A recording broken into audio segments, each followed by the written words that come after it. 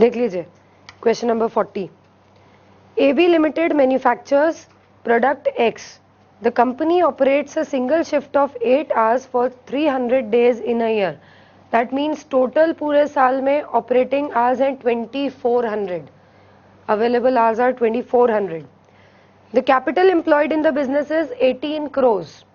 The manufacturing operation of the company comprise of 4 production departments. There are 4 departments in which the production takes place. The company at present produces 9,000 units of product X at maximum capacity. Maximum capacity per it is right now producing 9,000 units. However, the capacity utilizations of all the 4 departments are not equal and the present individual capacity utilizations are as under. So you must have seen A, B, C, D में से B का capacity 100% use हो रहा है. For all the 3 rest of the departments A, C and D, we have some spare capacity left. The present return on capital of the company has gone down to 10% from the earlier cut-off rate of 15% due to increased cost of production. So earlier we were having a minimum cut-off rate of 15% ROI.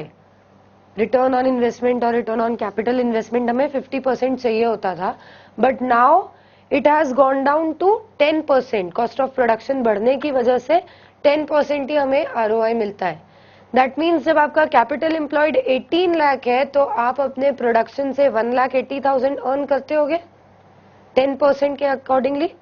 Your present profits must be 1,80,000, 10% का ROI. As the company cannot operate more than one shift, the management is considering 2 alternative proposals to increase the return on capital employed. We want to increase the return on capital employed. ROC हमें increase करना है. For this we have the 2 alternatives. First one is to hire out the surplus capacity of departments A, C and D.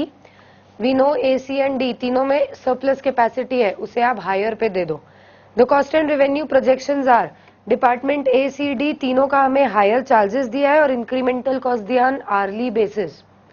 पर are A में आपका 2500 आपको higher charges receive होगा और उसके अगेंस्ट में कॉस्ट लगेगा 2000. So net you have on 500. अगर आप इसको हायर पे देते हो नेट आपको हर 1 घंटे में 500 रुपीज की इनकम होगी. Like that we have the cost as well as the revenues. इसको इवैल्यूएट करने में इतना क्या प्रॉब्लम आया? You simply had to find out the surplus capacity. Total हमें दिया हुआ है. We have 8 hours in a day and we have 300 hours. इसका मतलब 2400 working hours है. That is the total capacity. Then we have what capacities have been utilized by each and every department. तो हम उससे spare capacity भी निकाल सकते हैं. So 2400 is the total capacity. Department A is having a spare of 25%. 2400 का 25% ये spare capacity आ जाएगी. Number of hours which are spare. Then we know अगर हम हायर पे देते हैं हमें इनकम रिसीव होती है 2500, कॉस्ट लगता है 2000, नेट हमारी पॉकेट में आता है 500 पर आवर. आपने जो स्पेयर नंबर ऑफ आवर्स निकाले हैं मल्टीप्लाई दैट बाय 500, इनकम मिल जाएगी. क्यों स्टार्ट ही नहीं हो पा रहा है question?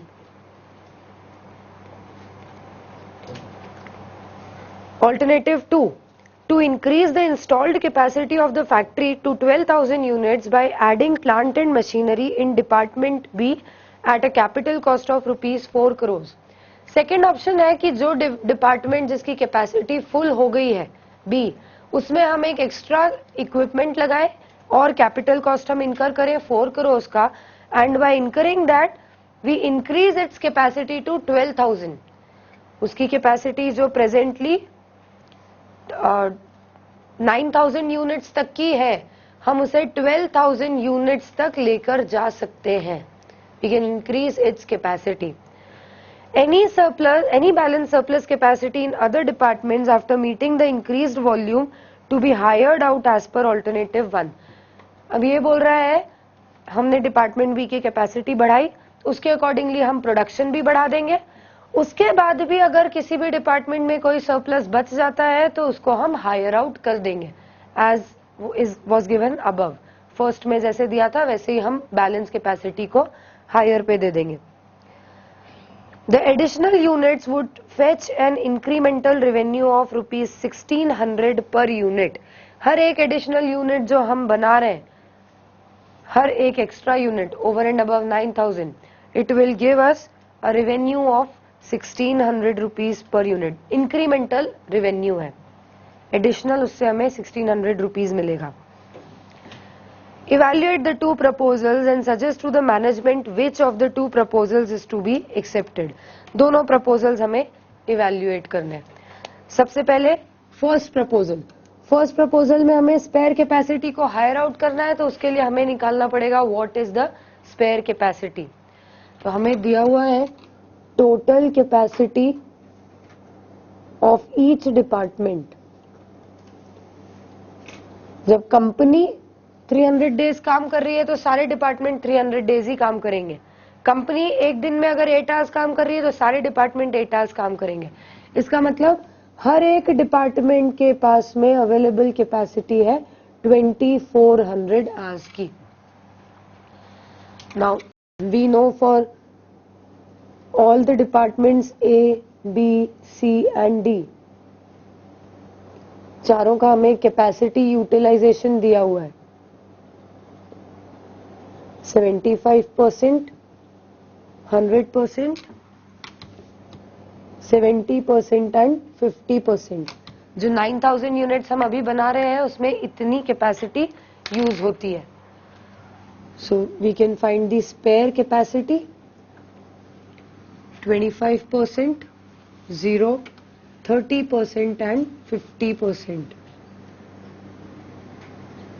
So spare capacity in hours will be 2400 का 25%, that is 600 hours.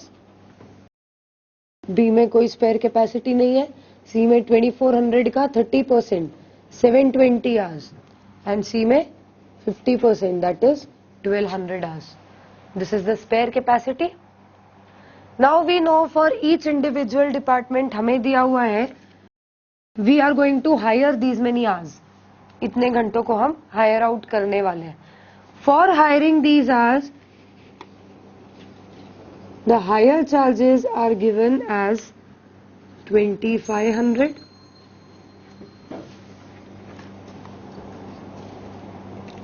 1800 and 1600. So this will be our income. हर एक घंटा जो हम हायर पे देंगे we will earn this one. This is per hour. Incremental cost per hour भी हमें दिया हुआ है. Every single hour which we will give on hire we will be incurring a cost of 2000, 1500 and 1200. So we can find net gain per hour will be 500, 300 and 400. हर एक घंटा अगर हम हायर पे देते हैं तो डिपार्टमेंट ए से हमें 500 की इनकम होगी, सी से 300 की और डी से 400. And we know this is the number of hours which we will give on higher.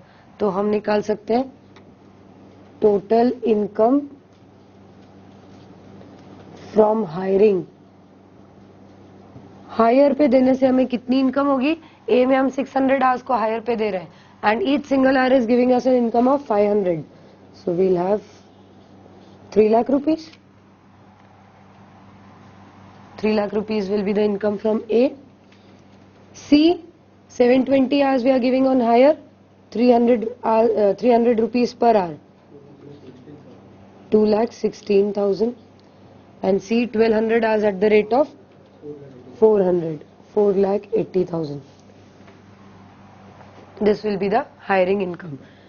As a whole अगर हम कैलकुलेट करना चाहें 9,96,000. This will be the total income from hiring. हम ये ऑल्टरनेटिव्स क्यों देख रहे हैं? So that we are able to increase our ROCE by 5%. Return of capital employed हमारा 5% से बढ़ जाए. उसके लिए हम ये सारे कैलकुलेशंस कर रहे हैं। तो ये तो हमने हायरिंग से कमाया, सिर्फ हायरिंग ही नहीं कर रहे हैं, हम बाकी की कैपेसिटी को यूज करके बिजनेस भी कर रहे हैं, जिससे हमें ऑलरेडी 10% का रिटर्न भी मिल रहा है। सो दैट मीन्स हमारी ओरिजिनल इनकम वो होगी 18 लाख, 18 करोड़। ओके, 18 करोड़ का 10% हमें ROI की तरह रिसीव हो रहा है। That means it is 1 crore 80 lakhs।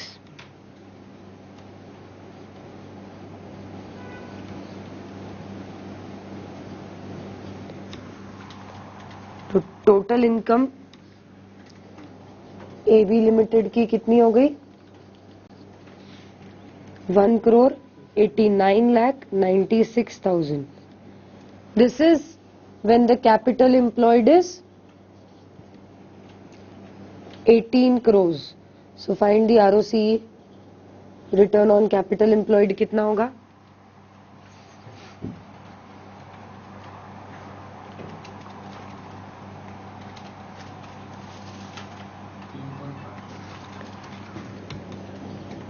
%10.5%।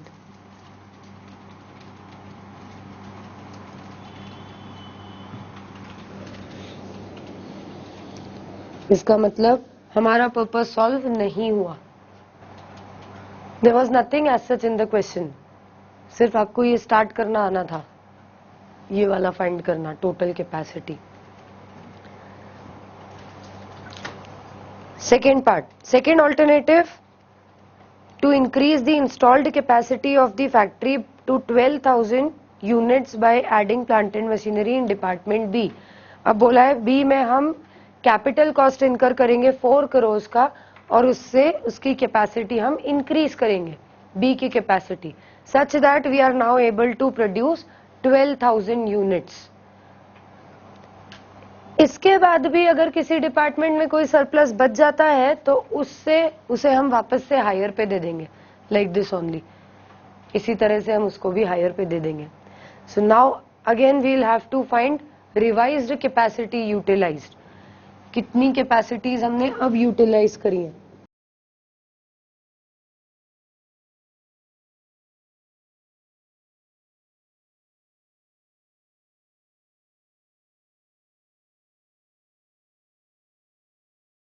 Increased production is now 12,000 units। Originally जब 9,000 यूनिट्स बनता था तब कैपेसिटी यूटिलाइजेशन इतने थे। जब 9,000 यूनिट्स आप बना रहे थे तब हर एक डिपार्टमेंट की capacity utilization were like this. अभी बी का तो हम इसके साथ कंपेयर नहीं कर सकते क्योंकि बी में हम इक्विपमेंट इंस्टॉल करके कैपेसिटी बढ़ा रहे हैं, बाकी तीनों डिपार्टमेंट की कैपेसिटी तो उतनी है। So we can find 9,000 units पे जब कैपेसिटी यूटिलाइजेशन इतना था तो 12,000 यूनिट्स के लिए कैपेसिटी यूटिलाइजेशन कितना हो जाएगा? So for each department, B को फिलहाल okay, let's see capacity utilization for 9,000 units. जब 9,000 यूनिट्स बना रहे थे इसका कैपेसिटी 75% यूज हो रहा था, इसका 70% और इसका 50%। So now when we will make 12,000 units तब कैपेसिटी यूटिलाइजेशन कितना होगा? या तो ऐसा करो कि पहले टोटल कैपेसिटी निकाल लो, 9,000 यूनिट्स के लिए 75%। यहाँ पर हमने आवर्स में वर्कआउट किया कैपेसिटी, अब हम यूनिट्स में वर्कआउट करेंगे क्योंकि हमें ये नहीं दिया है 12,000 यूनिट्स बनाने में कितने आवर्स लग रहे हैं, तो हम इधर यूनिट्स में इसको कैलकुलेट कर लेते हैं। So this 75% means 9,000 units. जब 9,000 यूनिट्स बनते हैं तब 75% यूटिलाइजेशन होता है। So we can find total capacity in units कितना? 12,000 for A, for C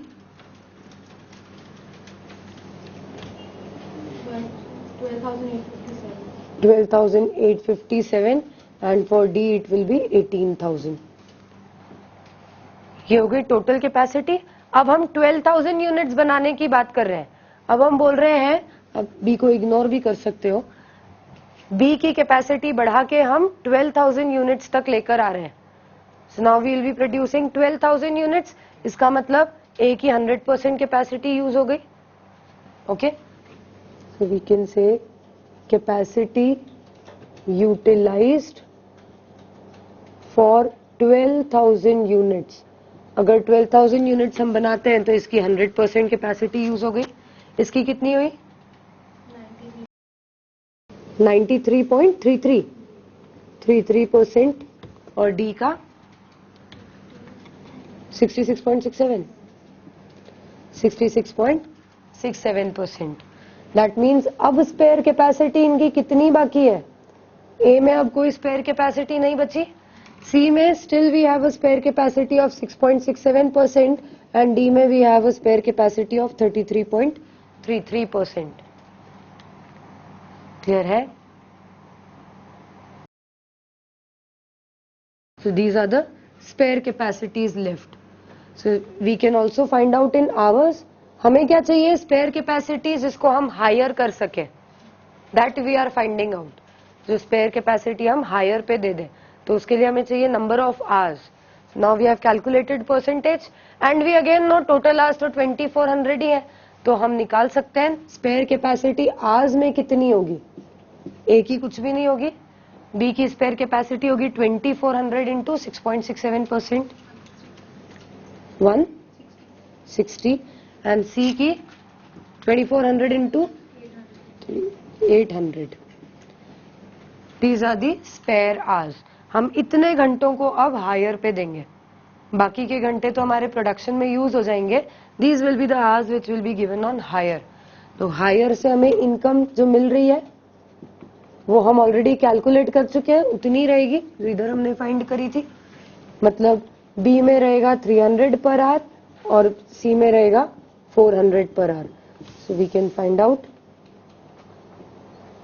total hire income.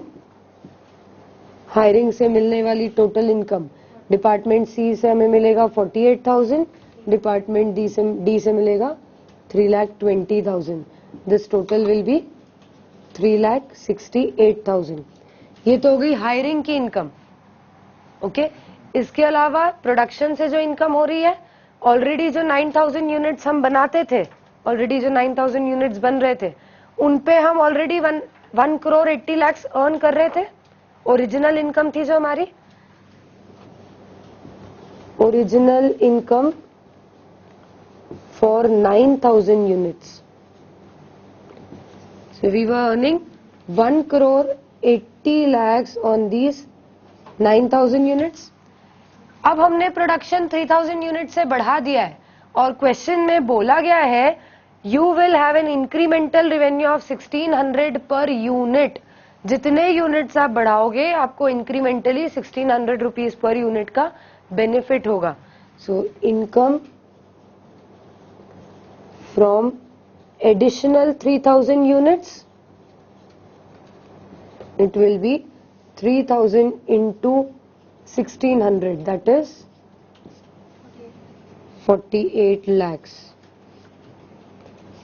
This will give us the total income.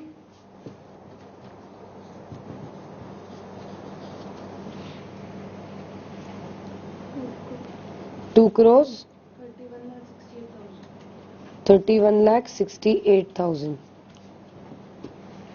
This is the total income. अब इसका भी हमें आरओसी निकालना है. So we'll find the capital employed. अब हमारा capital employed बढ़ गया है ना, हमने एक एडिशनल एसेट एक्वायर किया है. Capital employed is total assets minus outside liabilities. तो हमारा एसेट हमने कैपिटल इन्वेस्टमेंट किया तो कैपिटल एम्प्लॉयड बढ़ जाएगा. ऑलरेडी जो 18 करोड़ था, now it will be 22 crore. 4 crore का हमने एडिशनल एक एसेट खरीदा, so it will be now 22 crore. The ROCE will be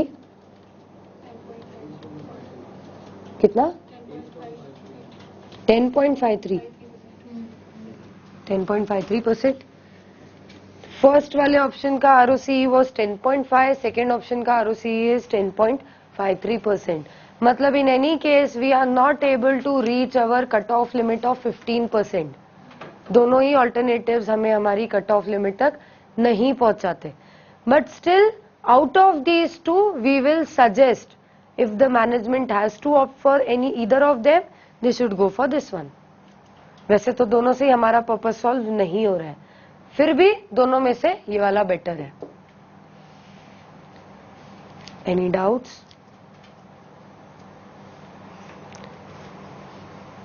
Write it down and then read 41.